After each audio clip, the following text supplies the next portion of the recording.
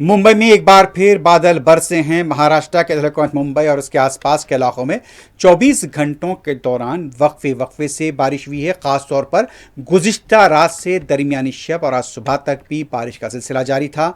और आज सुबह जब मुंबई के लोग नींद से बेदार हुए, कई मुकामात पर सड़कों को पानी में डूबा हुआ पाया। बताया जाता है कि गुज़िश्ता रात से लेकर सुबह तक 100 मिलीमीटर बारिश रिकॉर्ड हुई है। मुंबई के बुलंद में सबसे ज्यादा 160 मिलीमीटर बारिश रिकॉर्ड की गई। अंधेरी सबवे को यहां पर बंद कर दिया गया है। पवाई में 122 मिलीमीटर बारिश हुई है। आवाम को सुबह के औकात में काफ़ी मुश्किलात पेश आई हैं।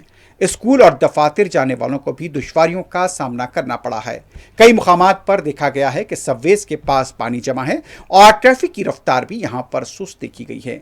गुज़िश्ता रात से ही बीएमसी का अमला यहां पर नालों की सफाई करते हुए देखा गया। कई मुकामात पर पानी सड़कों से बहता हुआ देखा गया और यह बताया गया है कि बाज़ मुकामात पर घुटनों तक तो कहीं कमर तक भी पानी जमा देखा गया।